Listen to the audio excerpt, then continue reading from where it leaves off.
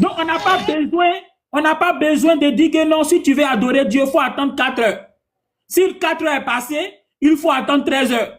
Si 13 heures est passé, il faut attendre telle heure. Mais attends, est-ce que pour adorer Dieu, là, j'ai besoin d'attendre une heure précise qu'on m'impose pour adorer Dieu? Dans le Coran, ça n'existe pas. C'est de ça que je parle. Et les gens sont allés plus loin. Ils sont allés plus loin. Ils ont appelé des choses prières obligatoires et puis prières surgatoires. Hein? Donc, il y a des prières qui sont obligatoires et puis il y a des prières qui sont surgatoires. Mais ça, là, ça vient d'où? Toutes les prières sont importantes. Je dis bien toutes les prières sont importantes. Dans le Coran, il n'y a pas cette histoire de prière surgatoire. Je demande à tout musulman, il n'a qu'à me montrer une seule sourate où on parle de prière surgatoire. Et puis prière obligatoire. Ça vient d'où? Ça veut dire surrogatoire. Voilà. Surrogatoire. Voilà, surgatoire. Surrogatoire. Comment on dit ça? Prière surrogatoire. Ah, surrogatoire. Voilà, surrogatoire. Vous ne pouvez pas montrer. C'est pour vous dire quoi? C'est une innovation, c'est une bizarre. Parce que celui qui prie en faisant 10 prosternations, c'est important de la même manière que celui qui prie en faisant 3 prosternations. Et les deux là sont aussi importants que celui qui prie en faisant 14 prosternations. Il appartient à tout un chacun de se prosterner devant son Créateur au nombre de fois qu'il veut. Si moi je me prosterne 10 fois devant mon Créateur, ça ne veut pas dire que mes 10 prosternations là sont plus importantes que celui qui s'est prosterné 3 fois. C'est une question de chacun est libre de se prosterner combien de fois il veut devant son Créateur. Voilà pourquoi la sourate 22, le verset 77, Dieu ne précise pas le nombre de prosternations, il dit simplement prosternez-vous et adorez-moi, c'est tout. C'est tout. Et quand on prend la sourate 11, le verset 114, c'est des moments qui sont donnés, c'est pas des heures. Ce sont des moments qui sont donnés. Je vais prendre la sourate même. C'est des moments qui sont donnés. C'est pas des heures. Jean-Luc, je vais même te lire un verset, la sourate 9, le verset 18. Allah dit, ne peupleront les mosquées d'Allah que ceux qui croient en Allah et au jour dernier accomplissent la prière, acquittent la zakat et ne craignent qu'Allah. Il se peut que cela soit du nombre des bien guidés. Donc Allah même dit que c'est pas le fait que tu te procèdes chaque fois qui fait que tu as le ciel. Il dit, il se peut que cela soit du nombre des bien guidés. Donc, même prières sur lesquelles vous comptez, vous allez taper le front au ciel, 4 h 13 h 15 h. Allah dit, c'est pas ça même qui va dans vos ciels. Allah dit, il se peut que, quand on dit il se peut que là, c'est qu'il y a un doute même sur ce que tu fais. Ce que tu fais là est remis en question. Bon, Jean-Luc, vas-y. Donc, quand on prend la sourate 11, le verset 114, donc là, il est dit, on peut prier aux 2 extrémités du jour. Et puis, à certaines heures de la nuit. Donc, les 2 extrémités du jour, là, sont des moments où on peut prier.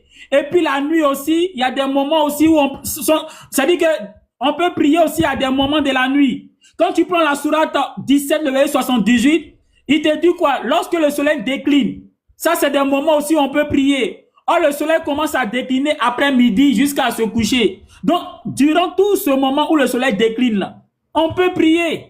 Donc, d'où vient le fait que non, il y a 7 heures précises, il faut prier. Quand c'est comme ça, ça fait que on est en train de dire aux gens qu'en dehors de ces heures-là, tu n'as pas le droit d'adorer Dieu. Alors que Dieu n'a pas dit que pour l'adorer, il faut forcément attendre une certaine heure. Si moi, après le live, là, je vais adorer mon Dieu, je me prosterne et puis je l'adore. C'est tout. Donc, motivation, vas-y pour ta dernière question et puis on va donner la parole à Ibrahim. Bon, ma question elle est simple. J'aimerais savoir depuis quand embrasser est un signe d'adoration. Parce que tu peux toutefois embrasser sans... Attendez. Embrasser quoi? Précise. Embrasser quoi? Faut préciser. Depuis quand embrasser une chose ou une personne, voilà, je mets tout, j'englobe, est un signe d'adoration. Tout dépend de Non. Attendez, j'ai fini la question. Attends. Quand toi tu dis embrasser quelque chose, Jean-Luc a parlé d'embrasser la pierre noire. Donc, il faut avoir le courage de dire, est-ce que embrasser la pierre noire là, d'accord, j'arrive. Donc, ça dit pas D'accord. Est-ce que embrasser la pierre noire est un signe d'adoration? Je m'explique. Voilà. Non. Voici une Attends, moi, Voilà. Je vais par là dire que c'est pas forcément en embrassant qu'on adore. Tu poses Parce que question, tu peux ou bien tu poses... embrasser. Attends. Tu poses question et puis tu te réponds. Tu as Non, posé la attends. question, laisse Oui. Jean-Luc répondre. Attends, c'est après la réponse. C'était une question rhétorique, en fait. Je réponds et après, je donne la main à... Tu poses question et puis toi-même tu réponds et puis Jean-Luc va répondre après. Ok, vas-y. Depuis quand adorer, depuis quand embrasser la Kaaba est signe d'adoration? Vous voyez un peu? Depuis quand embrasser la Kaaba est signe d'adoration? Tu peux Embrasser toutefois la pierre embrasser. noire. La pierre noire, la Kaaba, c'est quoi? Mais pose ta question, frère. Il y a Ibrahim qui n'a pas encore parlé. Pose la question à Jean-Luc. Jean-Luc, est-ce que embrasser la pierre noire, là, c'est signe d'adoration? C'est tout. Il te répond. Est-ce que tu vas me laisser développer et poser la question? Non, pose ta question directement avant de développer. Tu as développé quelque chose. Ça veut dire que tu poses question. Ok, d'accord. D'accord. On peut, à ma connaissance, on peut toutefois embrasser les choses sans toutefois les adorer. Donc, embrasser la Kaaba, pour moi, peut pas être un signe d'adoration. Mais je ne sais pas la raison pour laquelle embrasser la pierre noire chez Ibrahim Jean-Luc est signe d'adoration. Donc, j'aimerais bien qu'il m'explique. Parce que pour moi, c'est l'intention qui compte. Jean-Luc, quand il a pris la parole, écoute bien. Quand Jean-Luc parle, moi je note tout. Jean-Luc n'a pas dit que embrasser la pierre noire, c'est une mauvaise adoration. Il dit, est-ce que dans le Coran là, Allah a demandé aux musulmans d'aller embrasser la pierre noire quand ils font le Hajj? C'est la question qui est là. La question de savoir, est-ce que embrasser la pierre noire, là, Allah a parlé de ça dans le Coran? Maintenant, toi, tu viens pour poser la question, est-ce que embrasser la pierre noire, c'est signe d'adoration? Frère, il n'y a aucun musulman qui peut dire ici que embrasser la pierre noire là n'est pas un signe d'adoration quand vous partez à la Mecque. Pourquoi vous voulez venir, vous jouer le truc? Ou bien aujourd'hui, vous avez... C'est pas signe d'adoration. Petit Mato, c'est signe. Attends, si c'est pas signe d'adoration, si c'est pas un signe d'adoration, pourquoi les gens se bousculent autant pour embrasser la pierre noire? Pourquoi vous ne dites pas aux gens que lorsqu'ils vont à la Mecque là, qu'ils sachent, qu'ils aient dans l'esprit que embrasser la pierre n'est pas un signe d'adoration. Donc, il ne faut pas, ils vont aller se fatiguer à embrasser la pierre. Pourquoi aujourd'hui, vous avez honte de dire aux gens que oui, vous embrassez la pierre noire? Ayez le courage de dire que oui, nous, on embrasse la pierre noire. Quand on va là, on est obligé d'embrasser parce que c'est un signe d'adoration. Toi, est-ce que tu sais ce qui est dans le cœur de tout le monde? Bon, toi, on va faire court. Donne-nous le verset. Moi, j'ai le Coran. Donne le verset où dans le Coran. Dans le verset où dans le Coran, Allah a dit que vous devez embrasser la pierre noire pendant le Hajj. Donne-nous le verset. Il n'y a pas de verset. Mais est-ce que tout ce que nous allons faire dans cette vie, tout ce que nous allons faire... S'il n'y a pas de verset... Ibrahim, vas-y, tu peux parler. C'est vous-même les musulmans qui avez dit que lorsqu'un hadith n'est pas en conformité avec un verset du Coran, le hadith là, il est à rejeter. C'est vous-même qui avez dit que lorsqu'il y a quelque chose qui est dans la sunna qu'on ne retrouve pas dans le Coran, c'est faux. C'est vous-même qui avez dit ça. Donc, si vous ne trouvez pas le verset dans le Coran qui vous demande d'embrasser la pierre noire là, ce que vous faites là, moi et Jean, nous disons que c'est de l'idolâtrie. Vous êtes des idolâtres. Parce que Allah ne vous a jamais demandé d'embrasser la pierre noire dans le Coran. C'est de l'idolâtrie. D'accord. Je vais passer la parole à Ibrahim. Voilà. Ibrahim, tu peux parler. Vous êtes des idolâtres. Trouvez-nous le verset dans le Coran. Sinon, vous, pour le moment, là, vous êtes des idolâtres jusqu'au jour de la résurrection. Ibrahim, vas-y, pose ta question. Tu as le droit de poser la question sur les enseignements de Jean-Luc. Les pleurs, les quoi, là, on n'a pas besoin. Assalamu alaikum à tous les frères et sœurs en islam. Assalamu ala man ittaba al-huda, pour tous ceux qui cherchent la vérité. Bonjour, bonsoir selon votre position géographique. J'espère que vous vous portez très bien. Voilà, donc moi j'ai une préoccupation parce que au début, il a dit les 7 versets répétés. Les 7 versets il a parlé des 7 versets répétés. Et il a identifié ça par la Fatiha. Je veux savoir comment il a su que c'est la Fatiha, on répète 7 fois. Comment il a su? C'est ça ma question. Ok, Jean-Luc, vas-y. Merci beaucoup, Ibrahim. Quand tu prends la sourate 15, le verset 87, là, il est dit les 7 versets qu'on répète. Mais toi-même, tu sais, quand tu prends tout le Coran, là, c'est où il y a 7 ayats. Il y a écho. Oui, attends, je lis le verset même pour toi-même. Je lis le verset pour toi. Maintenant, lui, il va nous dire c'est dans quel verset on a 7 sourates. Parce que Allah dit, vous a donné l'intelligence. Vous êtes les deux d'intelligence. Sourate 15, sourate Al-Hijr, le verset 87. Nous t'avons accordé 7 d'entre les répétés et la lecture sublime. Ibrahim, j'ai 114 sourates. Donne-moi la sourate qui ne comporte que 7 versets. D'accord. Il y en a 2 sourates. Il y a la sourate Fatiha et la sourate 107. Lisez la sourate 107. Ok. La sourate Fatiha, la sourate 107. On va lire la sourate 107, sourate al-Ma'oun. On compte les versets. Oui, non, si. Moi je ne suis pas injuste, je lis. Sourate 107, hein. Oui. La sourate 107, c'est la sourate Al-Quraish. Ma'oun, Ma'oun. Suivant. Pardon, 107, pardon, oui, c'est ça, Al-Ma'oun, pardon. 1, 2, oui. C'est aussi 7 versets. Mais je vais lire ce que dit la sourate 107. Ok, vas-y. Vois-tu celui qui traite de mensonge la rétribution? C'est bien lui qui repousse l'orphelin et qui n'encourage point à nourrir le pauvre. Malheur aux priants, insouciants de leurs prières, qui sont pleins d'ostentation et refusent l'ustensile, c'est-à-dire le nécessaire. Donc, Ibrahim, c'est Allah qui a dit dans le Coran, qui vous a donné l'intelligence. Vous êtes les deux d'intelligence. Entre la sourate 1, la sourate Al-Fatiha et la sourate 107 là, laquelle des deux sourates le musulman doit utiliser? Et pourquoi la sourate Al-Fatiha est appelée le prologue? Qui l'a dit? Merci beaucoup. Entre la sourate 107 et la sourate 1. J'arrive. Moi, je ne sais pas.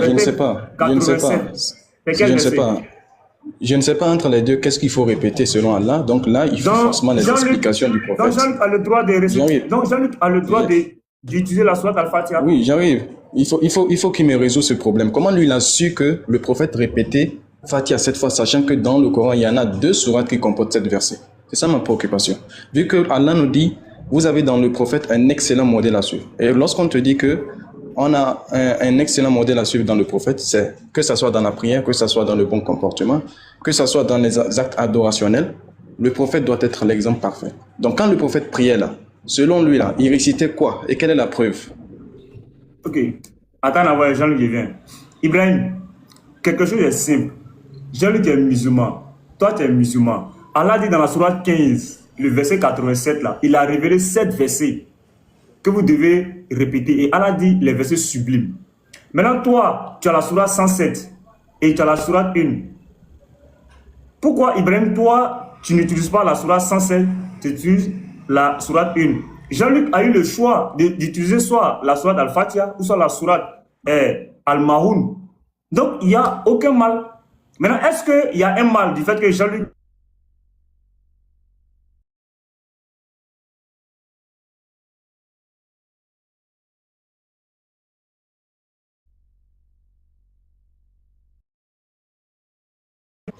Ibrahim, est-ce que tu allais utiliser la sourate 107 si toi tu étais imam? On m'appelle, c'est parce que Russia avait dit, Ibrahim, entre la sourate 1 et la sourate 107, si toi tu étais imam, tu étais imam, tu étais devant, tu devais diriger la prière. Entre la sourate 1 et la sourate 107, tu allais utiliser quelle sourate pour faire la prière? Merci beaucoup. Sur les dits d'Allah, sur les dits d'Allah, la sourate 15, verset 87, sur les dits d'Allah. Petit marteau, selon Allah, là, on doit réfléchir pour prier ou bien on doit suivre le prophète pour prier. Allah dit, vous êtes les deux d'intelligence, c'est-à-dire vous avez la Non, c'est pas ce que j'ai dit. J'ai pas de cercle adorationnel.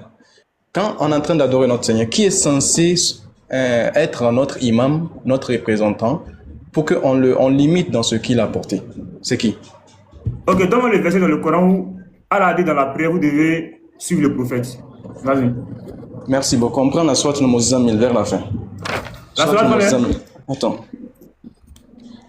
Sourate l'enveloppe. Attends, je cherche la sourate. L'enveloppé, la sourate 87. Voilà, sourate Al-Muzammil. La sourate 87, l'enveloppé. Muzammil, oui. Sourate là. Oh, voici Allah dit. Voilà. Merci beaucoup. Il connaît. Faut prendre la sourate. Faut prendre au verset 20, on va voir. Au verset 20. L'enveloppé, la sourate 88 plutôt. Au verset 20, c'est ça? Non, la sourate 73. La sourate 73, verset 20. Tu as dit l'enveloppé, non? Bon, peut-être je me suis trompé, c'est 73. Ok, Surah 73, Oui, verset 20. le verset 20. Je lis. Ton Seigneur sait que tu veilles un peu moins que les 2 tiers de la nuit. Sa moitié ou son tiers avec un groupe de ceux qui sont avec toi. Allah mesure la nuit et le jour, sachant que vous ne saurez en faire le compte. Il accepte votre repentir. Récitez donc du Coran ce qui vous est possible. Il sait qu'il y aura parmi vous des malades, d'autres qui parcourent la tête désirant une grâce d'Allah, d'autres qui commandent dans le chemin d'Allah. Récitez donc ce qui vous est possible. Accomplissez la prière et acquittez-vous de la zakat. Faites à Allah beau crédit. Tout bien dont vous aurez fait l'avance pour vous-même, vous le retrouverez auprès d'Allah, meilleur et plus important en fait de rétribution. Demandez le pardon d'Allah. Allah est pardonneur et miséricordieux. C'est où Allah dit que pour faire la prière, il faut suivre le prophète. Merci beaucoup. Ici, Allah, ici, dans ce verset, on ne peut pas des prières surrogatoires. Les prières de nuit. Non, il ne faut pas me baratiner. J'ai Oui. dit. Ça, c'est on un est pas premier dit verset là. d'abord. Écoute bien, on allait sur la base du fait que, est-ce que Allah dans le Coran a dit Allah dit pour la que le prière- prophète dirige Ah, la prière. Ibrahim, attends. Je dis, pour la prière, là, on allait sur la base devant tout le monde.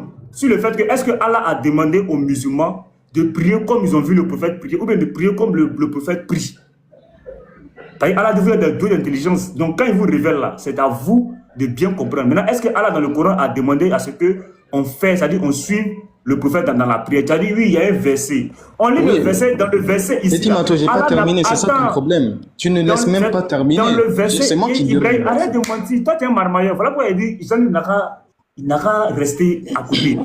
Tu vois, je t'ai demandé quoi? Il t'a Pourquoi demandé dès que je pose une question à Jean-Luc, c'est toi qui Ibrahim, prends la parole? Ibrahim, je t'ai demandé un verset où Allah demande aux musulmans de suivre le prophète Mohammed en ce qui concerne la prière. Tu as dit, ah non, il dit, donc, moi, il dit, il n'y a aucun verset où Allah dit, pour la prière, là, vous devez faire comme le prophète a fait. Donne le verset. Tu donnes Surat 73, verset 20. On voit que ici, Merci. Allah dit que Merci. non. Attends d'abord, je te donne les Ici, versets, là, j'ai même pas terminé. Ici, J'ai même pas terminé. ici, dans le verset que j'ai lu, Jean-Luc, dans le verset que j'ai lu, est-ce qu'on a entendu que Allah a dit au prophète ou Allah a demandé au Coran de prier comme il voit le truc? Ibrahim, où est le verset? D'accord. Si ce verset pour vous, ce n'est pas explicite, je vais donner un verset plus explicite. Donne plus explicite là. On prend la sourate à Nissan, sourate 4, verset 102. Sourate 4. Là, le prophète est en verset train de combien? diriger la prière pour les croyants. Surat 4 combien? Verset 102. Ok, Surat 4, verset 102. On cherche le verset où Allah demande aux croyants de prier comme ils ont vu le Il prophète. faut lire seulement, il faut lire. Et lorsque tu te trouves parmi eux et que tu les diriges dans la prière, qu'un groupe d'entre eux se mette debout en ta compagnie, en gardant les armes. Puis, lorsqu'ils ont terminé la prosternation, qu'ils passent derrière vous et que viennent d'autres groupes.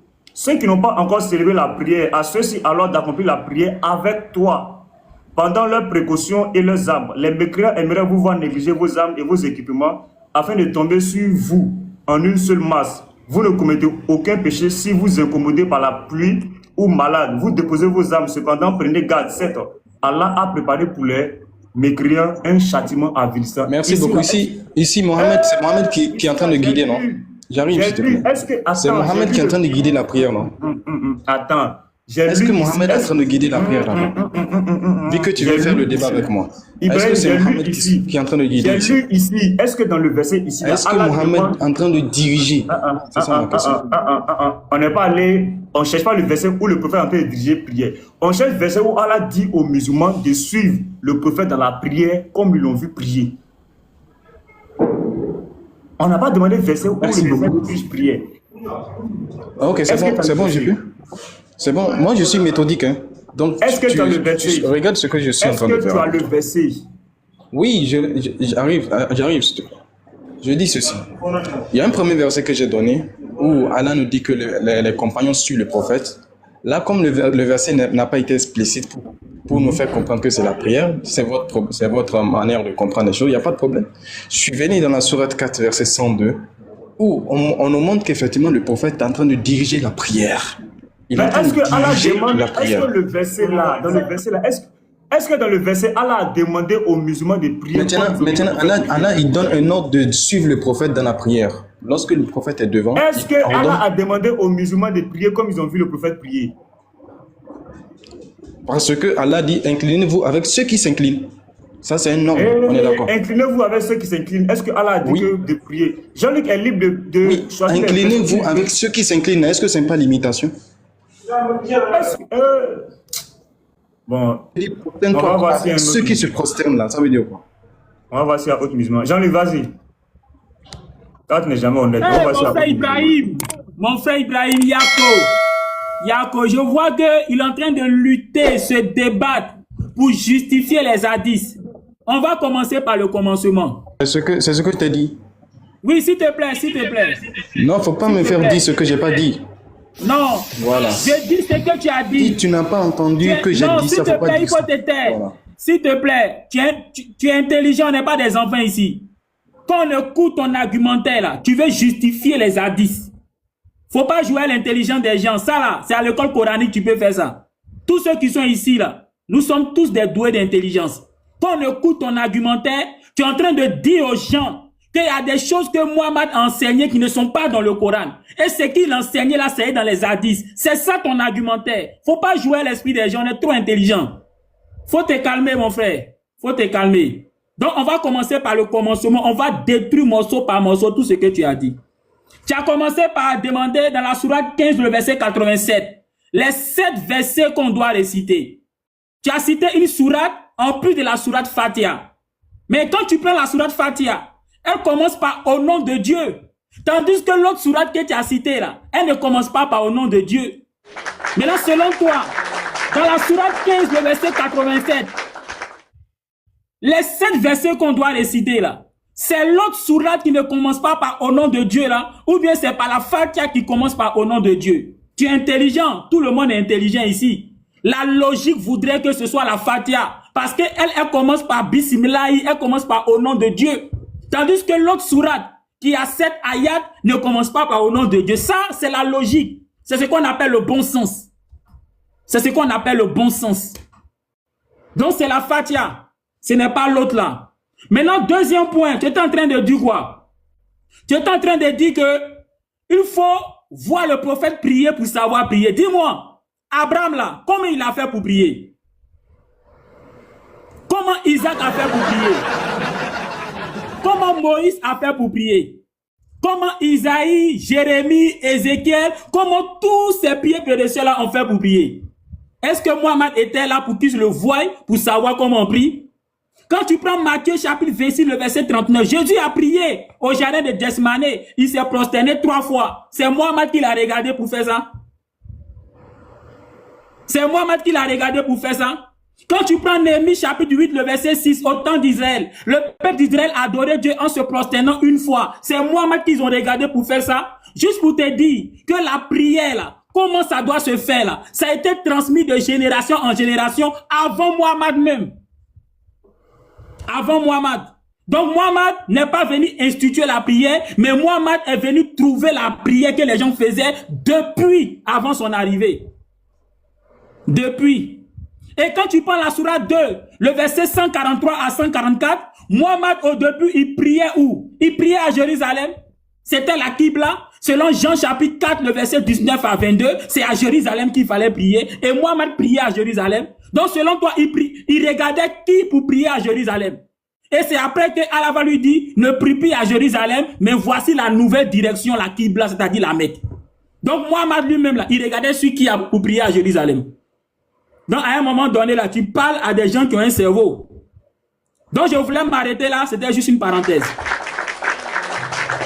Ok, Ibrahim, vas-y, répondre. Merci beaucoup. Donc tu vois que tu mets ta logique maintenant, parce que tu ne peux pas justifier ça, vu que Allah subhanahu wa ta'ala était clair, qu'effectivement vous avez dans le prophète un excellent modèle à suivre pour quiconque espère en Allah et au jour dernier. Et on est d'accord que parmi les choses qui démontrent qu'on espère en Allah, il y a la prière. Il faut imiter le prophète dans la prière. C'est pour ça que le prophète lui-même dit, priez comme vous m'avez vu prier. Voilà. Quand tu pars à la Mecque. Et d'ailleurs, tu as dit une chose très intéressante. Tu avais dit que pourquoi les hadiths ou la sunna va limiter les prières alors qu'on peut prier combien de fois qu'on veut. Sache qu'il y en a 2 types de prières. Il y a ce qu'on appelle les prières obligatoires et il y a ce qu'on appelle les prières surrogatoires. Si tu veux les prières surrogatoires, il faut faire jusqu'à ce que voilà, la mort te vienne. Il n'y a pas de problème, tu peux le faire. Mais les prières obligatoires sont fixées, sont déterminées. Est-ce que tu vois? Voilà. Et je te donne un exemple de quelque chose qui a été fixé. Par exemple, le jeûne de Ramadan, le pèlerinage à la Mecque. Ça se fait à des moments bien déterminés. Allah dit Kutiba alaykum siyam kama kutiba ala alladhina min qablikum la'allakum tattaqun. On vous a prescrit le Ramadan comme on l'a prescrit aux autres avant vous, afin que vous atteigniez la piété. Et Allah dit Shahr Ramadan alladhi unzila fihi al-Qur'an. Et c'est au mois de Ramadan qu'on vous a fait descendre le Coran. Donc ici, on est d'accord que le mois de Ramadan, c'est un temps fixé dans l'année. Donc ça veut dire qu'Allah a fixé aussi l'adoration du jeûne dans l'année. Pourquoi tu ne fais pas le Ramadan à chaque fois? Pourquoi chaque mois, tu ne fais pas un mois complet, chaque mois, tu es en train de le faire ou jeûner toute ta vie? Pourquoi? Donc c'est fixé. Est-ce que tu vois? Donc le Ramadan aussi est fixé. Est-ce que cela voudrait dire que voilà, tu es robotisé? Non, c'est Allah qui a fixé. Allah dit voici mes limites. C'est moi qui fixe mes limites. Ne franchissez pas mes limites. C'est ce qu'Allah dit. Allah a toujours mis des limites, effectivement, dans ses ordres, ses ordonnances. Tu vois, non? Voilà. Donc, ça, c'est pas parce que Allah a limité que, voilà, on devient comme des robots, non? C'est même une miséricorde du fait que Allah limite les choses. Sinon, mais si quelqu'un est malade là, est-ce que Allah ne l'a pas montré comment adorer son Seigneur? Allah lui a montré comment adorer son Seigneur. Quelqu'un qui est en bonne santé, il y a une manière aussi d'adorer Dieu. Quelqu'un qui est en guerre, mais même l'islam a prescrit une sorte d'adoration pendant la guerre même. Il y a toutes ces choses que Dieu a fixées. Tu vois? Dans les moments, en fonction des moments, des temps, Allah fixe à ses serviteurs comment ils doivent l'adorer. C'est pas toi qui fixes comment toi tu vas adorer ton Seigneur. C'est Allah qui fixe comment toi tu dois l'adorer. C'est parce que c'est lui qui t'a créé et t'a mis dans ce bas monde. Tu dois agir selon sa volonté et non selon ta propre volonté. Est-ce qu'on m'entend même? Ibrahim, en fait, tu vois, c'est ce que moi je déplore chez toi là. Et c'est ce qui fait que toi et moi, on a du mal à s'entendre. Regarde, nous, on vous dit, vous n'êtes pas obligés de devenir chrétien. Mais quand il y a la vérité là, acceptez la vérité. Et quand quelque chose n'a pas été dit là, ne dites pas que ça a été dit. Par exemple, hier, tu as fait une affirmation sur Allah. Tu as dit, j'avais noté ça ici. Hier, tu as dit qu'après la mort de Moïse, les Juifs ont modifié la Torah. Que Allah a dit ça. Tu n'as pas pu prouver. Tu viens de dire encore que dans le Coran, que Allah, pendant les temps de guerre, il a donné, c'est-à-dire la manière de prier. Quand de suite là, je vais te dire, voici mon Coran. Donne-moi la manière que Allah a demandé aux musulmans de prier en temps de guerre là. Ça va devenir dans la philosophie. Tu vas dire non, c'est ma compréhension du verset. Non, regarde, Ibrahim, en tant que musulman là, si tu veux être un bon débatteur, souvent accepte les vérités et dis ce qui est écrit, ne dis pas ce qui n'est pas écrit. Quand quelque chose est ça là, c'est-à-dire que souvent ne parlez pas pour vouloir plaire aux gens, ne parlez pas pour pouvoir montrer que vous connaissez. Non, moi, souvent, quand je débat, quand je ne connais pas quelque chose, j'accepte que je ne connais pas. Et quand j'apprends quelque chose là, je note. Mais toi, tu fais des affirmations que si dessus on te demande de prouver, billahi, c'est-à-dire que tu ne peux jamais prouver ça. Je viens d'entendre que tu as dit que Allah a donné dans le Coran. La sourate que tu as lue, c'est dans la sourate que tu as lue, sourate Nisa verset 102, il faut lire ça. La manière de, écoute bien, la manière, quand on dit la manière de prier là. Oui, il faut prendre ça, faut prendre. Okay. Prends cette sourate, sourate 4 verset 102. Tout le monde, on est parti sur, il a dit que dans le Coran, Allah a prescrit la manière de prier. Moi, je vais pas lire d'abord. Dis-nous. Tiens, attends. Ibrahim, moi, je vais te comprendre. Quand tu dis la manière de prier là, c'est quoi? C'est dans les prosternations, c'est dans la récitation. C'est quoi tu appelles manière de prier avant qu'on rentre dans le Coran? Et puis, je vais te comprendre d'abord. Pour ne pas faire un débat en vain là. C'est quoi tu appelles la manière de prier? Je vais vous laisser parce qu'il est l'heure de la prière. Donc c'est pour ça que c'est quoi tu appelles la manière de prier? Selon toi, c'est quoi la manière? Il faut lire la sourate. Faut lire seulement la sourate. Je veux te comprendre d'abord. C'est quoi tu appelles la manière de prier? La façon dont le prophète il a agi lorsque il se trouve face à ses ennemis dans la prière. C'est-à-dire, il change, c'est-à-dire, au lieu de faire 4 rakats, il fait par exemple 3 rakats. Non, je vais te comprendre d'abord. C'est ça. Moi, je vais vous laisser, il est l'heure de la prière chez moi. Je vais lire. Dans le verset là, attends, je vais lire. Les frères. Soit 2, verset 102. Soit 4, Surat pardon. 2. Soit 4, verset 102. Écoutez bien, il a dit la manière. La manière, c'est par exemple, si je m'arrêtais comme ça et que je disais Bismillahirrahmanirrahim, pendant la temps de prière. Je vais descendre, donc faut dire ça. Pendant le temps de prière, Allah dit, faut pas. Ah non. J'ai dit, il faut lire la sourate. Allah dit, écoute bien. Et Allah dit, et lorsque tu te trouves parmi eux et que tu les diriges dans la prière, qu'un groupe d'entre eux se mette debout en ta compagnie, en gardant leurs armes. Puis lorsqu'ils ont terminé la prosternation, qu'ils passent derrière vous et que l'autre groupe, et que vienne l'autre groupe. Ici, là, il y a quelle manière de prier? Ici, ils se sont partagés en deux. Parce qu'à l'époque, le prophète sallam dirigeait tous les compagnons. Mais quand il y a la guerre, ils ne prient pas ensemble. Il y a une façon de prier. Il y a un groupe qui prie. C'est ça qui est la manière de prier là. Oui, c'est la façon aussi de prier. Parce que on est ici en cas de danger, en cas de guerre. Voilà. Donc je vous laisse. Ça fait même école là. Je vous laisse, vous rentrez dans nos sources, vous ne comprenez pas, donc c'est normal.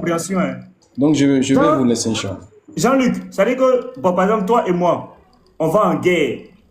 Bon, si nous deux on prie, on peut être pris par l'ennemi. Bon, il dit Jean-Luc prie.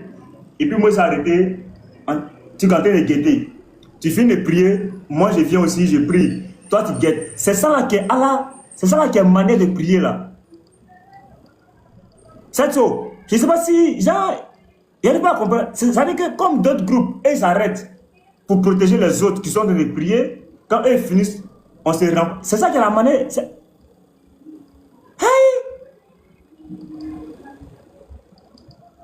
C'est ça qui est la manière là. Jean-Luc, vas-y. Ouais, musulman. J'ai vu que Ibrahim, à un moment donné, il s'embrouillait. Il est allé jusqu'à dire que le ramadan là, le jeûne du ramadan là, c'est une prière obligatoire. Qui t'a dit que ramadan c'est prière? Ramadan c'est jeûne. Ramadan là c'est jeûne, c'est pas prière. Maintenant c'est pendant le jeûne là, hein, il faut prier. Sinon ramadan c'est jeûne, c'est pas prière. Il dit non, le ramadan est une prière obligatoire. Qui t'a dit ça? Le ramadan c'est jeûne. Et il allait jusqu'à dire, que le pèlerinage est obligatoire. Ibrahim, faut pas dire ça, hein. Quand tu prends la sourate 2, le verset 196 à 197, et la sourate 3, le verset 97, le pèlerinage est obligatoire pour ceux qui ont les moyens. Si c'était obligatoire, est-ce que Dieu allait dire pour ceux qui ont les moyens? Jean-Luc, si c'est obligatoire même là, si on va sur la base de... Il dit que c'est obligatoire. Si c'est obligatoire, tous ses parents, c'est-à-dire toute sa famille musulmane qui n'est pas allée au Hajj, qui sont mortes là, et ceux qui sont vivants, s'ils ne vont pas au Hajj, eux tous vont aller en enfer. Ah! Parce qu'ils ne seront pas sauvés. Ou bien, c'est-à-dire que tous les musulmans qui ne sont pas allés laper la pierre noire et qui sont morts, d'abord c'est directement en enfer. Maintenant, tous ceux qui sont vivants et qui ne vont pas avoir l'argent pour partir là, c'est directement aussi en enfer si vous mourrez. Donc votre dawa que vous faites là, si vous ne partez pas laper votre pierre noire, ici c'est obligatoire, c'est que vous tous, c'est l'enfer direct. Ça c'est clair? Vas-y Jean-Luc. C'est clair, c'est pour dire qu'en réalité, il a pris la prière comme un prétexte. Sinon, il sait que ça ne repose sur rien. Ça ne repose sur rien. Tout à l'heure, le Big Boss Petit Mato a parlé de la prière noire. D'après eux, la prière noire, c'est pas obligatoire. On dit, on a compris. Mais on voit plein de vidéos où les gens se bousculent, les gens font palabre pour aller embrasser la prière noire. Bon, ce qui n'est pas obligatoire, là, pourquoi les gens se bousculent comme ça pour aller embrasser ça? Question. Maintenant, est-ce que lui, en tant que musulman... la question. Tiens-nous, passant qui finit, tu poses la question. Maintenant, si embrasser la pierre noire n'est pas obligatoire, est-ce que lui peut nous dire que lui peut aller faire son pèlerinage sans embrasser la pierre noire? Est-ce qu'un musulman moderne d'aujourd'hui peut dire que lui peut aller faire le pèlerinage sans embrasser la pierre noire? Si pour lui embrasser la pierre noire n'est pas obligatoire. Alors qu'on sait que tous ceux qui vont au pèlerinage là, ils vont forcément embrasser la pierre noire. Du coup, c'est obligatoire. Maintenant, si c'est obligatoire, pourquoi c'est pas ordonné dans le Coran? Pourquoi il n'y a pas une sourate où Dieu dit, lors du pèlerinage, il faut embrasser la pierre noire? Voilà. Maintenant, on se rend compte qu'il y a une mamaille qui a été faite autour de la pierre noire. On dit que c'est une pierre qui est descendue du paradis. Ah bon? Maintenant, pourquoi le Coran ne mentionne pas ça? Que non, cette pierre-là est quittée au paradis. Pourquoi la Torah ne mentionne pas ça? Pourquoi les psaumes ne mentionnent pas ça? Pourquoi l'évangile? Pourquoi les livres antérieurs au Coran ne mentionnent pas que, quand Abraham construisait la Kaaba, il y a une pierre qui est venue du paradis. Mais bizarrement, c'est dans des hadiths. Des hadiths qui sont apparus 200 ans après Mohammed, qui nous racontent que non, c'est une pierre qui est venue du paradis. Donc, il y a une pierre comme ça qui est venue du paradis, et puis aucun livre avant le Coran n'a parlé de ça. Aucun livre n'a parlé de ça. Et puis, comment cette pierre peut avoir une place importante dans le pèlerinage, et puis elle n'est même pas mentionnée dans le Coran. C'est pour vous dire que c'est une bida.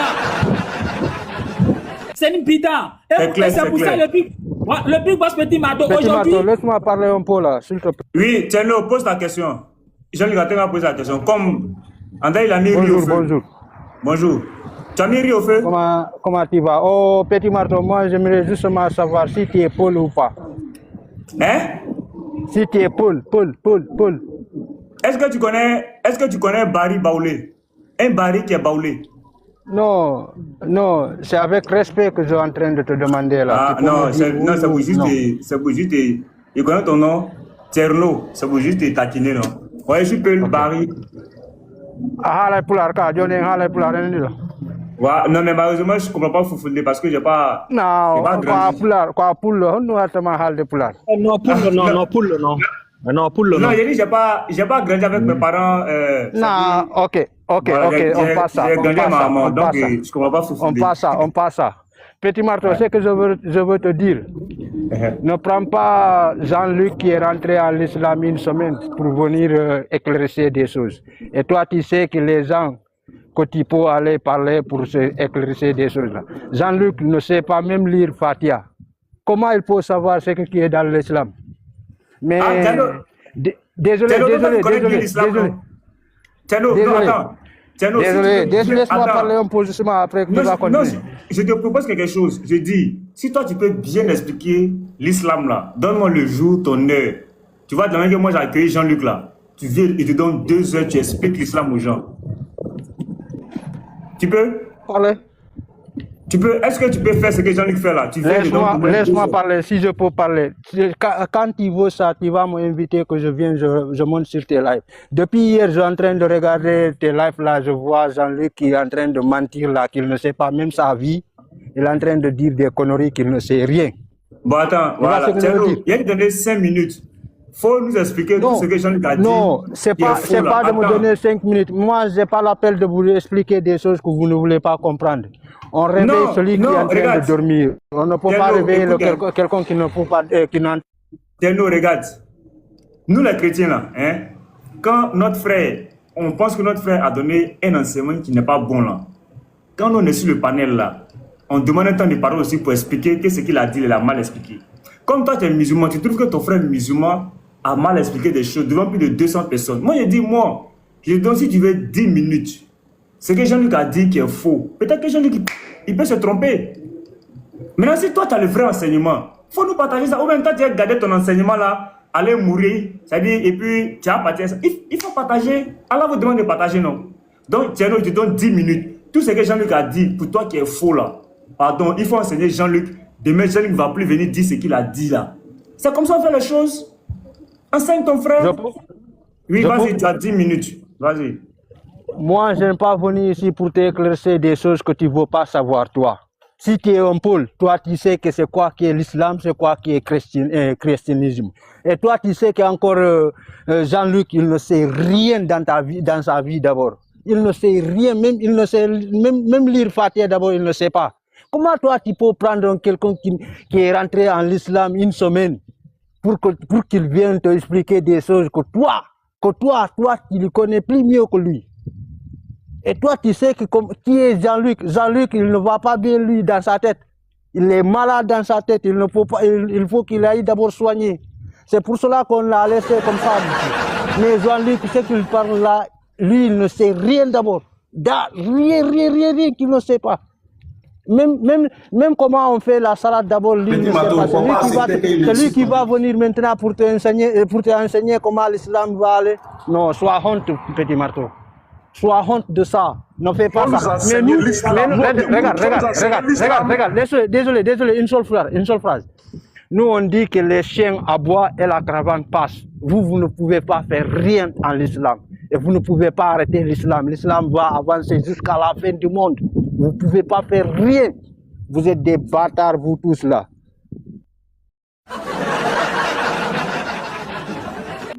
Il a fui, hein.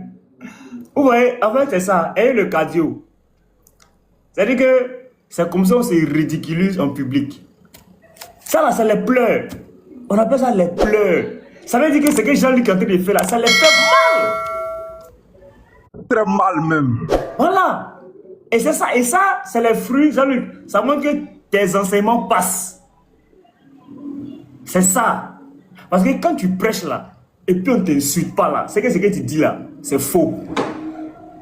Par rapport à nous là, on est insultés. Les gens nous insultent. Même nos propres frères, d'autres même nous insultent. D'autres nous dénigrent. C'est normal. Parce que ce que tu fais là, ça dit que ça montre que c'est bon. Parce qu'on dit qu'on ne lapide que l'arbre qui porte des fruits. Les anciens musulmans montent pour pleurer à cause des enseignements de Jean-Luc. Jean-Luc, demain encore, si tu es libre, bon, demain la Côte d'Ivoire joue. Moi, de Côte d'Ivoire, c'est à 20h. Demain, à 15h, à 16h, viens encore et puis tu enseignes. Tant que tu es libre, que moi je suis libre seulement là, tu vas les enseigner. Ils vont pleurer. Maintenant, lui qui est fâché là, tu me dis, petit Mato, moi je suis musulman. Moi aussi, le même temps que tu as donné à Jean-Luc là, je veux même temps là aussi, tel jour, telle heure, je vais enseigner pour corriger tout ce que Jean-Luc a dit. On fait le programme. Il peut te mettre en grand. Jean-Luc, vas-y. Beaucoup le Big Boss Petit Mato. En réalité, ce que le Big Boss Petit Mato dit est vrai. Regardez, si ce que nous disons est faux, normalement, Oustaz Ismaël Aka allait faire un live pour déconstruire ça. Baba allait faire un live pour déconstruire ça. Atassa allait faire un live pour déconstruire ça. Même Oustaz Ekra Lopez allait déconstruire ça. Même Oustaz Benislam allait déconstruire ça. Mais pourquoi jusqu'à présent, aucun n'a pris nos arguments pour essayer de déconstruire? Alors que tout le monde sait, quand tu dis quelque chose qui n'a rien à voir avec l'islam, la DDR doit réagir. La BAM va réagir, Noudine Diama va réagir pour dire que ce qu'il a dit là, c'est pas ce que l'islam dit, avec preuve à l'appui. Mais pourquoi ils ne le font pas? Parce que, ils savent que ce qu'on dit là, c'est vrai. Mais ils sont dans une situation où ils n'ont pas le cardio. Quand ils disent le cardio, c'est-à-dire quoi? Ils savent que l'islam en Côte d'Ivoire là, c'est sunnite. Le Big Boss Petit Mato sait, l'islam en Côte d'Ivoire là, c'est sunnite.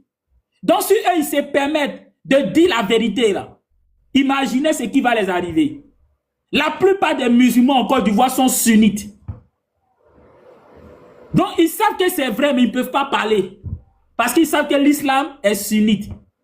Sinon, il y a Oustaz Ismaël Kossi. Ismaël Kossi, c'est un oustaz.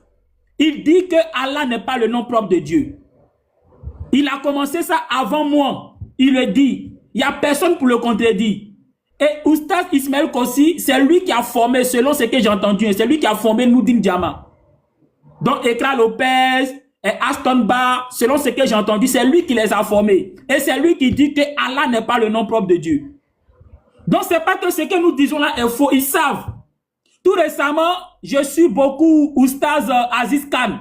Aziz Khan est en train de contredire beaucoup de savants. Il y a des savants qui disent que le paradis où Adam et Ève étaient là, c'était au ciel. Aziz Khan a corrigé ça. Il est en train de corriger beaucoup. Donc c'est pour vous dire que il y a beaucoup qui savent que l'islam moderne que les gens pratiquent aujourd'hui là, il y a beaucoup de conneries dedans. Voilà. Et puis Jean-Luc, pourquoi eux là, ce que Aziz Khan dit là, il n'y a personne parmi eux pour aller corriger ça. Pourquoi vous, c'est-à-dire, ils font pas live pour dire que Aziz Khan a dit ça là ici c'est faux, il a dit ça là ici c'est faux. Là. Oh, Aziz Khan aussi, c'est un converti comme toi. Il n'est pas né musulman. Aziz Khan, c'est un converti. Son petit, c'est Kobina. Kobina aussi, c'est un converti. Pourquoi eux, là, quand eux, ils disent ça, vous ne parlez pas. C'est parce que vous n'aimez pas la personne de Jean-Luc.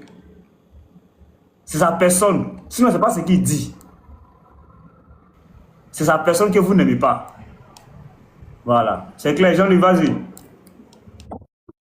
Sinon, ils savent. Ils savent. Aujourd'hui, en l'islam, quand un esprit mauvais fatigue quelqu'un et qu'il s'en va voir un oustaz, qu'est-ce que l'oustaz fait? Il va prendre le Coran et puis il va copier ça, soit sur un support, sur un bois. Le Big Boss Petit Mato connaît. Ou bien il va copier ça sur une feuille et puis il va mettre dans l'eau. Et puis il va dire il faut boire ou bien il faut te laver avec.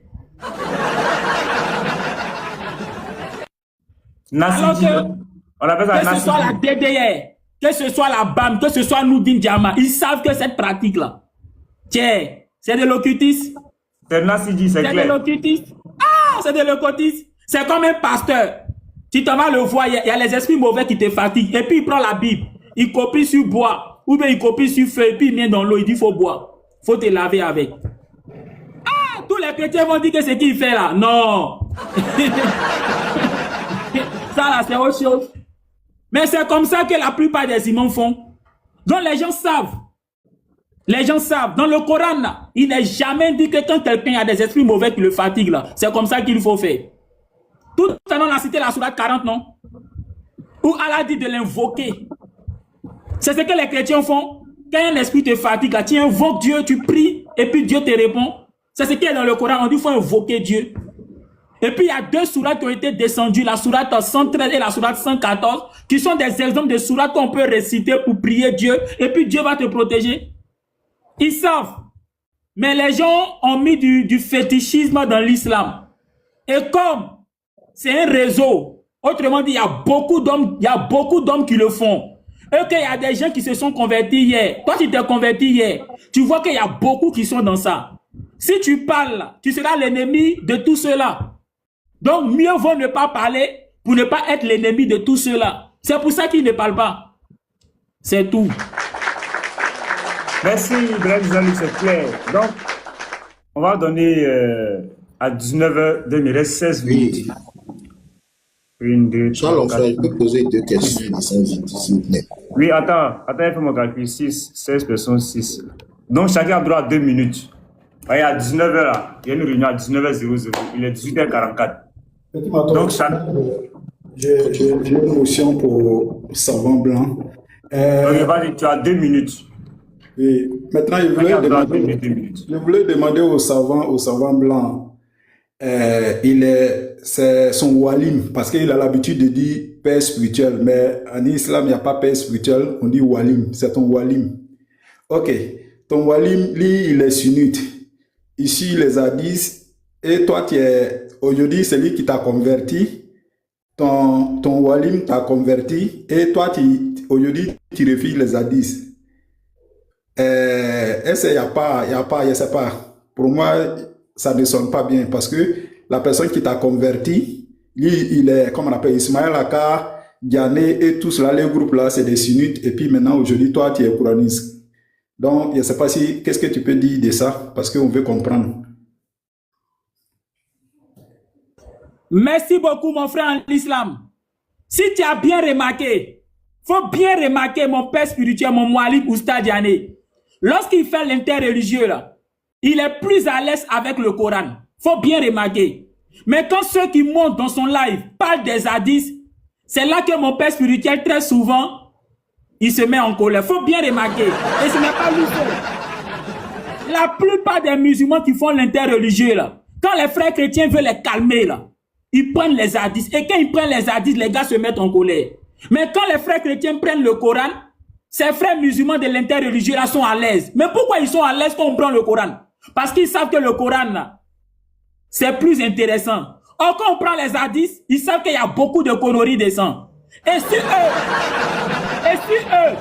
en tant que des gens de l'interreligieux, ils montrent aux gens que ces hadiths là, il y a des conneries dedans, du moment où l'islam est sunnite, ils seront mal vus. Ils seront mal vus. Donc, ils sont coincés. Ils ne peuvent pas dire aux gens que ces hadiths-là, il y a des conneries dedans. Parce que s'ils le disent, l'islam est sunnite. Donc, ils seront rejetés. Donc, tout ce qu'ils peuvent faire, c'est de se mettre en colère. Tout ce qu'ils peuvent faire, c'est de se mettre en colère. Tu vois, je vais vous faire une révélation. Le débat là, qui devait avoir lieu entre le révérend pasteur Bénard et mon Mouali, mon père spirituel Oustad Diané là. La véritable raison pour laquelle ce débat n'a pas eu lieu, c'était à cause des hadiths. C'était à cause des hadiths.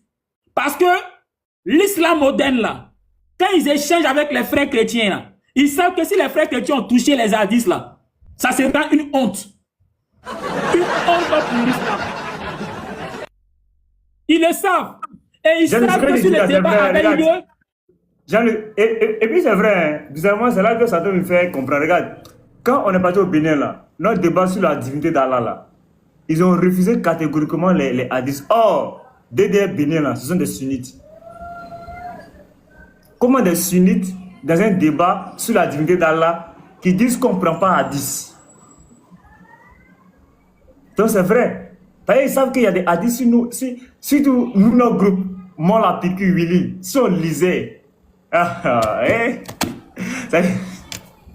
Non, donc c'est ça. C'est pour ça tout récemment, on m'a montré une vidéo. Une vidéo où le Oustad Ben Islam échangeait avec un frère chrétien. Je crois que c'était Bi-Israël. Et puis Bi-Israël a cité un hadith. Et puis Ben Islam a dit que lui n'a pas la science des hadiths. Des hadiths. Il dit les hadiths là c'est trop lourd pour lui. Tu vois un peu non? Parce qu'en réalité ils savent. La plupart de ce qui bloque les gens dans l'interreligieux ce sont les hadiths. Parce qu'ils savent qu'il y a beaucoup de choses bizarres dedans. Or, sur le débat avec Pasteur Mena avait eu lieu, sachant que beaucoup d'Ivoiriens attendaient ça, il y aurait des milliers d'Ivoiriens qui allaient sur ce débat, les gens allaient entendre pour la première fois ce que les hadiths disent. Et ça allait mettre la honte sur l'islam moderne. Ça allait mettre la honte sur l'islam moderne. Donc en fait, les vrais refus là, c'est à cause des hadiths. Parce qu'il y a beaucoup de musulmans même qui sont dans l'islam là. Ils ne savent pas que des hadiths disent que Mohamed a couché avec une femme à 9 ans. Il y a beaucoup de musulmans qui ne savent pas ça. Donc imagine lors de ces débats là, beaucoup vont entendre ça. Ça va créer un choc. Ils vont aller demander à leur imam. Qu'ils n'auront pas de réponses satisfaisantes. Mais ils vont quitter l'islam. Ils vont quitter l'islam. Quand il y a des musulmans qui vont entendre pour la première fois qu'il y a des hadiths qui disent que Mohamed avait des relations avec ses femmes en état de menstrues, ça va créer un choc dans leur tête. Ils vont les demander à leur imam. Ils n'auront pas de réponse satisfaisante. Ils vont faire quoi? Ils vont quitter l'islam. Donc le véritable problème là, ce sont les hadiths qui les fatiguent. Sinon, remarquez bien, quand vous échangez avec Dédé, avec Bam, avec Noubin Djama, quand vous citez le Coran, ils sont plus à l'aise. Ils sont plus à l'aise. Mais quand vous rentrez dans les hadiths, là, ça devient compliqué. C'est là très souvent que les palabres arrivent et autres. Ça devient compliqué. C'est clair. Merci, les savants. Président, vas-y, tu as droit à 2 minutes. Les frères, vous m'avez déjà bouffé. J'ai juste 2 questions à poser à Jean-Luc. Non. Tu as 2 minutes. Tu peux pas poser 2 questions. Il est fini à 19h. Ok, je pose une question et puis je laisse les autres. Comme les 2 questions vont dans le même sens, pourquoi quoi? Les 2 questions vont dans le même sens. Ouais, j'aimerais savoir, Jean-Luc, en tant qu'ancien chrétien, quand tu es venu en musulman, en islam là, Allah n'assigne pas des anges aux hommes, mais il assigne des démons. En tant qu'un ancien musulman et chrétien, comment tu penses à cela? Et ma deuxième question, Allah, pourquoi lui n'assigne pas les démons qu'Allah a assignés aux musulmans? C'est pour les faire quoi? Pour les guider ou bien pour les sauver? Merci beaucoup pour ma question. J'espère que vous avez bien compris. Non, je n'ai pas compris. Je n'ai pas du tout compris ça. Okay. Je n'ai même pas du tout compris. En islam, en tant qu'ancien chrétien, en islam, il est dit qu'Allah assigne des démons aux gens au lieu des anges. Au lieu des anges. Pourquoi maintenant Allah, au lieu d'assigner les anges aux gens, lui, il assigne des démons? Les démons qu'il assigne aux gens là, c'est pour les guider ou bien c'est pour les égarer? C'est bon? Mais ça là, ça même là. Si j'ai bien compris, tu as dit que dans le Coran, il est dit que non, Allah assigne. C'est dans la sunna, c'est pas. J'ai regardé ça, ça c'est dans la sunna. Parce qu'il n'y a pas un verset qui dit que Allah donne des mots à chaque musulman. Ça c'est dans la sunna. Jean-Luc lui, ne croit pas au hadith. Tu vois. Or, c'est dans la sunna que le prophète lui-même dit que Allah donne à chaque musulman un démon. Et le prophète dit que le musulman doit avoir 3 lits dans sa maison. Un lit pour lui, un lit pour sa femme et un lit pour Shaitan. Ça, c'est dans les hadiths. Ce n'est pas dans le Coran. Merci beaucoup. Donc, je libère la place. Voilà, comme Jean-Luc n'est pas sunnite là. C'est-à-dire c'est aux sunnites qu'on doit poser la question. Parce que c'est les sunnites qui croient dans ça. Et tous, ils ont droit à un démon. Voilà, qui les permet d'avoir des rapports S dans leur sommeil. Et Abu Daoud nous explique ça ici. Il y a un qui est venu poser la question au prophète. Je vais lire ça ici rapidement. Ici, là. Voilà, ici. Ici. Il y a un homme. Voilà. Il a dit que, voilà, d'après le 123, d'après Moussadat Oudaïfa, rapporte que le prophète l'a raconté et s'est avancé pour le saluer. Non, c'est pas ça.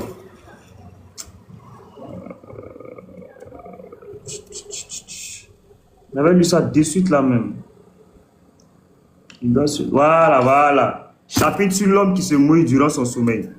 C'est le 127. Selon Kouteba Ibn Sa'd, Aïcha a dit, le prophète a été interrogé sur l'homme qui se trouve mouillé sans se souvenir avoir fait de rêves érotiques. Ça là, c'est les démons, les esprits impurs là. C'est eux qui poussent l'homme à faire ça. Et il a répondu, il doit se laver. Il a été interrogé par ailleurs au sujet de l'homme qui fait un rêve érotique sans se trouver mouillé. Il a répondu, il n'a pas à se laver. Sulaiman, qui était présente, a dit, la femme qui voit cela sur elle, est-elle tenue de se laver? Oui, les femmes sont les sœurs des hommes, lui répondit-il authentique.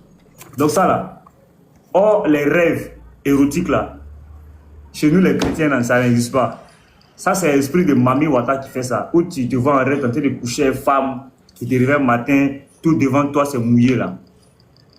En islam là, c'est Allah qui permet ça. C'est les esprits que Allah vous envoie à chaque musulman. Et vous pouvez dire, si ça arrive là, matin, il faut te laver. Voilà, chez nous les chrétiens là, ça n'existe pas. Et si tu es chrétien, tu fais des rêves érotiques. Frère, pose-toi la question, est-ce que tu es chrétien? Est-ce que tu es revêtu de Christ même? Est-ce que tu as le Saint-Esprit en toi? Parce que la lumière et les ténèbres ne cohabitent pas. Voilà. Donc, cette sauve, si tu es là, non, vas-y.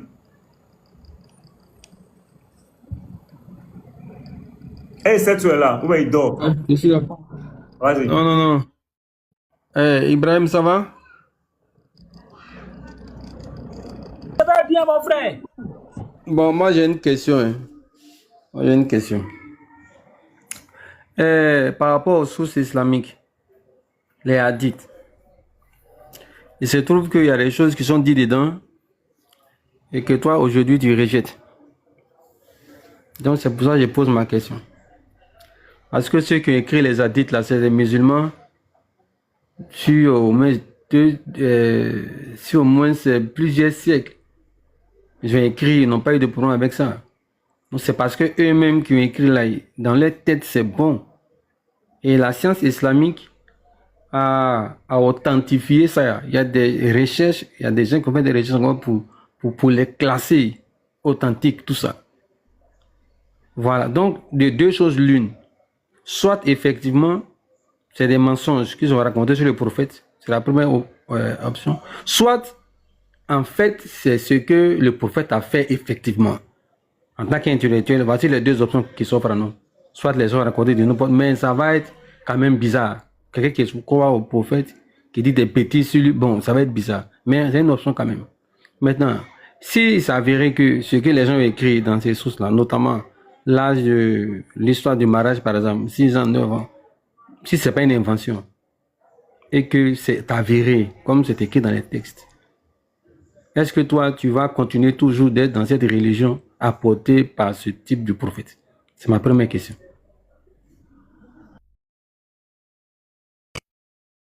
Ça, je ne sais pas s'il peut répondre à sa question parce que il n'a pas compris. Tu peux répondre, mon frère.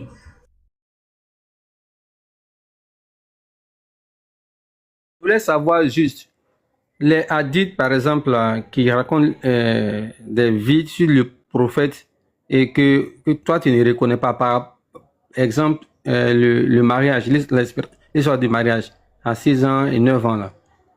On a deux options. Soit c'est des inventions sur le prophète, soit c'est vrai. C'est les deux options. Maintenant, moi, je te pose la question. Si ça vrai et que c'est vrai, si les gens n'ont pas inventé et que c'est la réalité, c'est le vécu du prophète qui était là, qu'ils ont écrit là. Est-ce que toi, tu vas toujours continuer de rester dans une telle religion apportée par ce prophète? C'est ma question. Oui, c'est maintenant que je comprends. En fait, si les hadiths là, qui disent que Muhammad couchait avec ses femmes en état de menstrues, Muhammad, il avait des relations homosexuelles, s'ils savaient que c'est vrai, s'ils savaient vraiment que c'est vrai, ça veut dire que Muhammad est un faux prophète. Si ces hadiths là, ils savaient que ce qui est dedans est vrai, ça veut dire que Muhammad est un faux prophète. Ça veut dire que, en fait, je ne sais pas si je me fais comprendre, hein, c'est une affaire de logique. Si ce que ces hadiths là disent là, si c'est vrai, je dis bien si c'est vrai, ça fait de Muhammad un faux prophète. Ça veut dire que c'est un faux prophète. Alors tout à l'heure, par rapport à la question précédente, j'ai vu dans un commentaire, on dit la personne là parlait de la sourate 43, le verset 36, où il est dit que si quelqu'un s'aveugle de ne pas croire en Allah, Allah lui assigné un démon. On dit c'était ça qu'il voulait savoir. C'est ça, non? La sourate 43, le verset 36. Quelqu'un a mis ça en commentaire. Bon, cette sourate-là, pour l'expliquer, moi, voilà ce que j'ai compris. Hein. Dans la sourate 43, le verset 36, là-bas, Dieu dit, celui qui ne veut pas comprendre la vérité, là, Dieu va lui assigner un démon. Bon, moi, j'ai compris ça simplement. Dans la sourate 10, le verset 94, Dieu dit, si vous avez des doutes sur ce qui est dans le Coran, demandez à ceux qui ont reçu le livre avant vous. Donc, le livre qui est descendu avant le Coran là, me permet de comprendre certaines choses. Par exemple, quand moi je prends le texte de 2 Thessaloniciens, chapitre 2, le verset 11 à 12, où il est question de l'Antichrist. L'Antichrist qui va venir, qui va se prendre pour Dieu. En 2 Thessaloniciens, chapitre 2, le verset 11 à 12, il est dit que c'est Dieu lui-même qui va envoyer l'Antichrist là pour égarer les gens. Parce que tout simplement, ces gens-là ont refusé de croire en la vérité. Donc, 2 Thessaloniciens chapitre 2, le verset 11 à 12 dit que Dieu va envoyer cet antichrist-là, cette puissance d'égarement-là, pour égarer les gens parce que les gens eux-mêmes, là, ils n'aiment pas la vérité. Donc, façon dans le Coran, Allah dit que ceux qui n'aiment pas la vérité, il va les assigner un démon. En 2 Thessaloniciens 2, le verset 11 à 12, là-bas, Paul dit, l'antichrist viendra pour égarer ceux qui n'aiment pas la vérité. Et quand tu prends 1 Roi chapitre 22, le verset 22 à 23, au temps de Akab, Dieu a demandé, qui enverrai-je pour aller duper Akab? Et c'est un esprit qui a dit que moi je suis prêt à aller le duper. Et puis Dieu a envoyé l'esprit mauvais là pour duper, comment on appelle ça, Akab. Donc c'est pour dire que, bon, quand quelqu'un ne veut pas comprendre la vérité, Dieu peut le livrer à Satan. Dieu peut le livrer à Satan. Donc voilà un peu comment moi j'ai compris ça, quoi. Voilà un peu comment j'ai compris ça. Un peu comme ce que dit Romains chapitre 9, le verset 18, ouais, où là-bas Paul dit, Dieu fait miséricorde à qui il veut. Voilà, c'est un peu ça. Ouais, mais Jean-Luc, tu as fait une petite erreur sur 2 Thessaloniciens. Là. Là-bas, on dit l'apparition, je n'ai pas la Bible ici avec moi, mais la Bible dit que l'apparition de cet impie se fera par la puissance de Satan. Mais ce n'est pas Dieu qui va faire apparaître ce impie. Voilà, mais Dieu va susciter parmi ce peuple-là qui ne croira pas à la vérité. Dieu aussi va dire, ok, comme vous ne voulez pas croire, lui aussi, il va mettre un tonus dessus. Voilà. Dieu aussi va les animer d'un esprit aussi qui va les permettre de ne pas comprendre. Et voilà, ils vont faire tout ça là. Mais ce n'est pas Dieu qui va envoyer cet impie-là. Donc c'est ça. Cette vas-y, si tu veux rebondir. Ok. Moi, il a répondu, mais je vais rebondir un peu. Moi, je pense le grand cheikh Jean-Luc. Voilà. Moi, je pense que quelqu'un qui aime son prophète ne peut pas écrire les bêtises sur lui. Hein. Moi, c'est l'option que moi je vois en fait. Quand j'analyse à froid la chose, c'est ça. C'est ça. L'islam a des savants. Les savants, c'est des intellectuels. Aujourd'hui, par exemple, on peut les appeler des professeurs en histoire ou bien en sciences ou bien ceux qui ont un doctorat en fait. C'est l'équivalent. C'est pas, ils n'ont pas eu des diplômes dans la religion. Non, non. Dans la société même, c'est les intellectuels. Et c'est eux qui écrivent en fait. C'est comme un historien par exemple, il va écrire sur la vie de Houphouët-Boigny. C'est sur la base des recherches. Il a consigné tout ça là dans des documents qui ont été plus tard certifiés par d'autres intellectuels comme lui. Donc, moi, je pense que, vu qu'il y a plus, comme par exemple le mariage de monsieur, 6 ans, 9 ans, il y a au moins 4 ou 3 sources islamiques, 3 rapporteurs d'hadith authentiques, Bukhari, Muslim, Abu Daoud, ainsi de suite, qui en parlent en fait. Voilà, moi je pense que c'est ça, c'est un. Parce que le truc c'est quoi? Quand l'islam vient, c'est une communauté en fait. À l'époque, c'est une communauté. Donc, ça se passe entre eux. Il n'y a pas de problème. Vu que c'est lui peut-être qui donne sa fille en mariage au prophète, mais à la base, il croit d'abord au prophète. Il croit que le prophète est authentique. Donc, tout ce que le prophète dit là, pour lui, c'est la vérité en fait. Mais quand ça sort plus tard et que ça prend une échelle mondiale, par exemple, que d'autres personnes qui ne sont pas influencées par le monsieur là, ils apprécient maintenant. Et on trouve que vraiment, il y a problème. Voilà, maintenant ma deuxième question, pour ne pas trop faire long en fait. Merci déjà pour... En fait, d'abord, nous on t'apprécie beaucoup parce que tu es... Comment je peux dire? Comme tu es honnête. Ça c'est important. Quand c'est chaud, tu vas dire c'est chaud. Quand c'est noir, voilà. Donc on ne t'apprécie pas parce que tu as des positions tranchées contre certains frères musulmans. Non. Ce que nous, chrétiens, on apprécie en toi, c'est que tu es un gars, tu es honnête. Voilà. Tu es vraiment honnête. Tu dis des choses. Et c'est ce que depuis peut-être 1 an, 2 ans, depuis toujours, on dit aux musulmans. Et ça donnait l'impression qu'on faisait juste ces remarques là parce qu'on était contre la religion. Toi-même qui es aujourd'hui dans le camp, quand tu fais les mêmes analyses que nous aussi, ça veut dire qu'on n'était pas, nous on n'est pas dans... Voilà.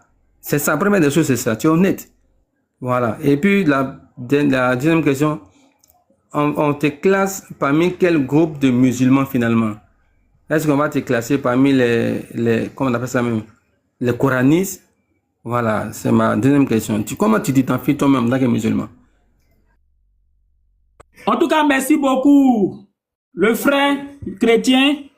Je ne suis pas sunnite, je ne suis pas chiite, je ne suis pas coraniste. Je suis musulman tout court. Pour parler un peu comme mon mualim, mon père spirituel Oustaz Diané, c'est ce que lui-même il le dit. Il dit qu'il est musulman, il n'est pas sunnite, il n'est pas chiite, il n'est pas coraniste.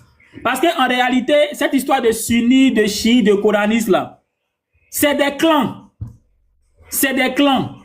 Et quand tu appartiens à un clan, tu es obligé de défendre tout ce que le clan là enseigne.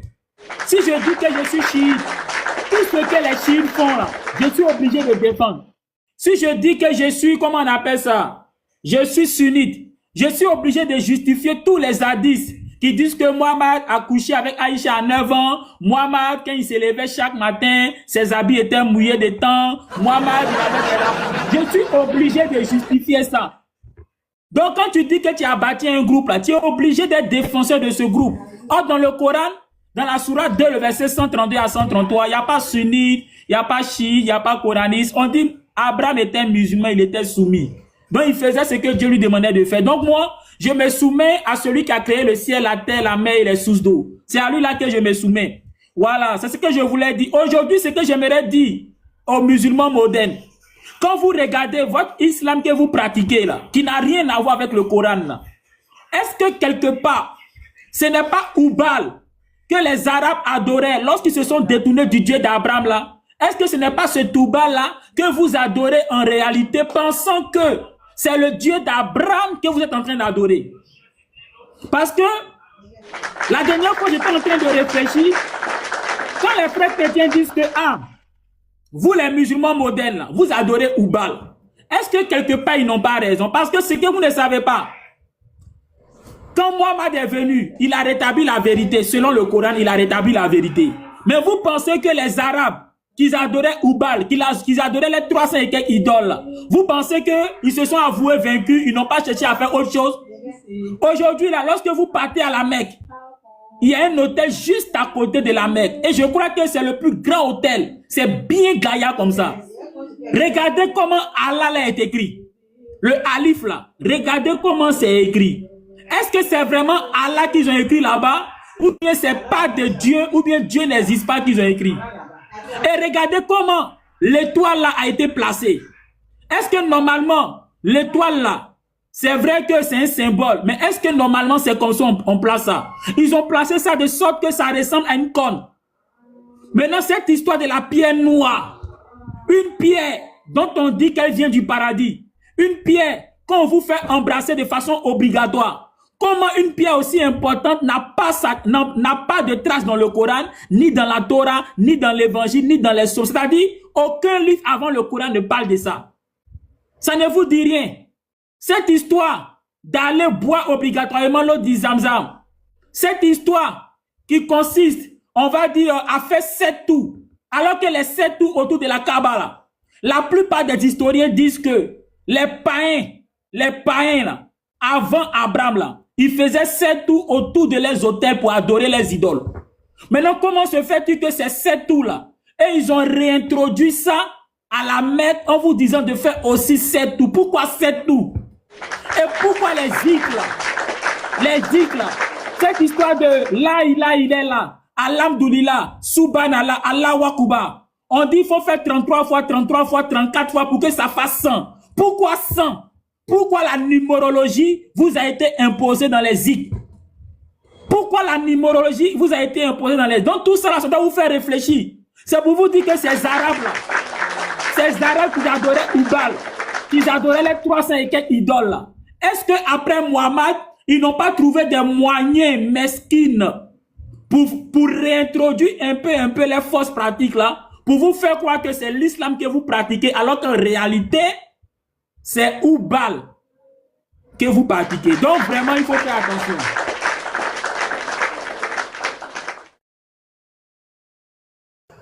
Les frères, je pense que c'est bon. Hein.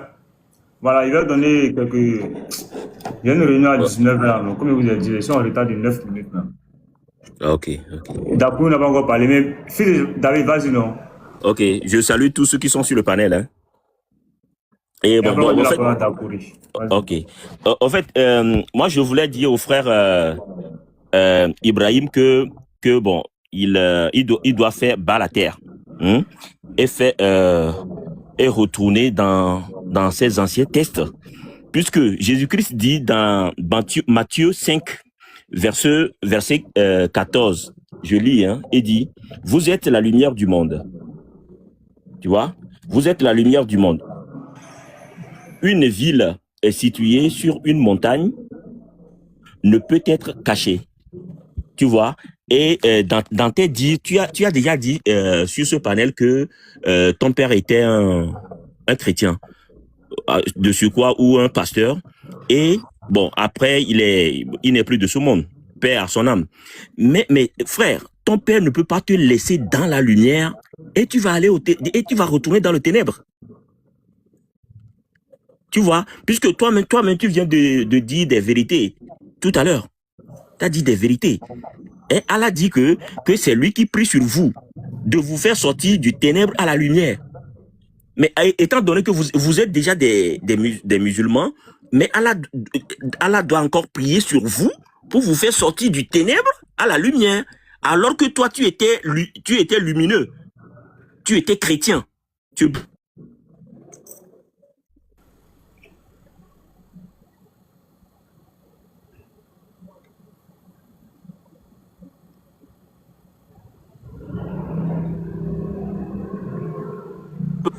Donc, c'est tout ce que moi j'ai à te dire. Ok, merci.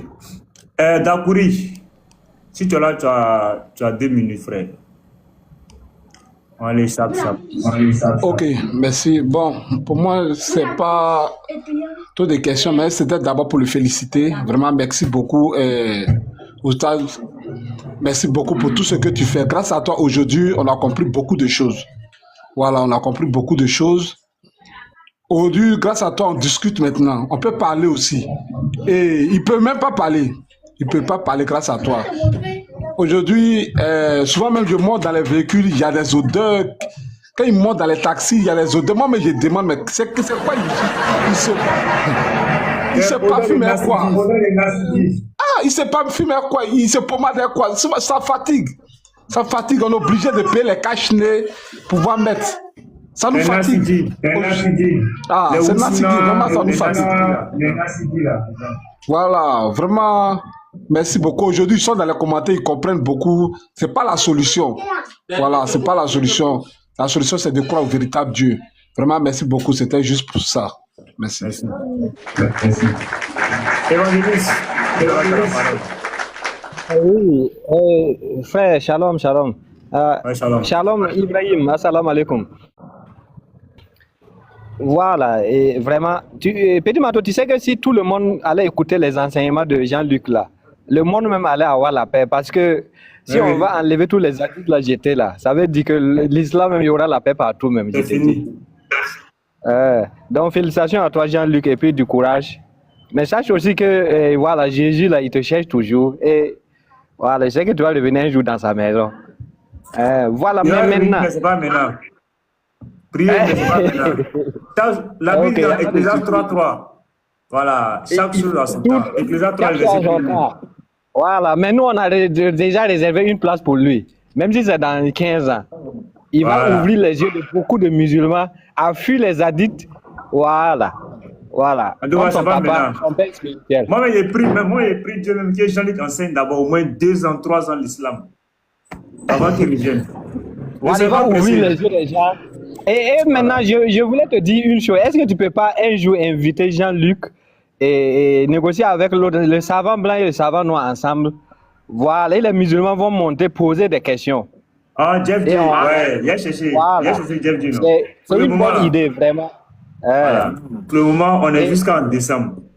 Voilà, et en bas, ceux qui sont en bas, là, les musulmans, là, écoutez Jean-Luc, hein, c'est votre oustaz. Voilà, vraiment, Dieu merci de l'avoir ramené dans l'islam pour qu'il ouvre les yeux des musulmans. Voilà, Jésus, lui, il fait tout. Voilà, Jean-Luc, je voulais que tu... Voilà, je voulais que... Voilà, 1 minute seulement. Et puis, il y a une sourate là qui me... Comme tu dis qu'on parle, on me laisse les addicts là. Mais j'ai une sourate là qui me touche beaucoup, la sourate 911. Est-ce qu'en 1 minute là, tu peux expliquer cette sourate là? Est-ce qu'il y a un musulman qui applique cela là-haut? Est-ce qu'il est musulman? Est-ce qu'il honore Allah? La sourate 911. Shalom. Voilà, c'est Shalom. Shalom, Petit Mato. Ouais, Shalom. Shalom, Ibrahim. Moi, je voudrais poser une question à Ibrahim.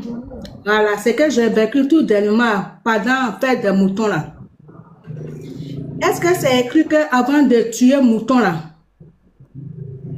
on doit prononcer les paroles, prendre le sel, citer les noms de la personne, et puis pour scotcher la bouche du mouton ou bien fermer mettre corde sur sa bouche avant de le tuer. C'est la formule qui fait. Pourquoi ça se passe comme ça? C'est la bida, ma soeur. C'est ce qu'il récite. Il y a une invocation à faire pour celui qui achète le mouton là. Voilà, avant de l'égorger, il doit venir faire l'invocation sur le mouton. Et puis maintenant, après, on égorge le mouton. On a vu ça. Tout ça, on connaît. C'est la bida. C'est tout ça, on dit que c'est faux en fait. C'est pas pour Dieu. Tu vois? Ouais, il baisse le sel. Il parle sur le sel d'abord avant de tuer le mouton. Et puis il met ses poches dessus. Il y a plusieurs pratiques. Je voudrais savoir si ça est dans le Coran. Allah n'a jamais dit ça dans le Coran. Allah n'a jamais dit ça. Donc les frères, je pense qu'on va s'arrêter là pour aujourd'hui. Mais Allah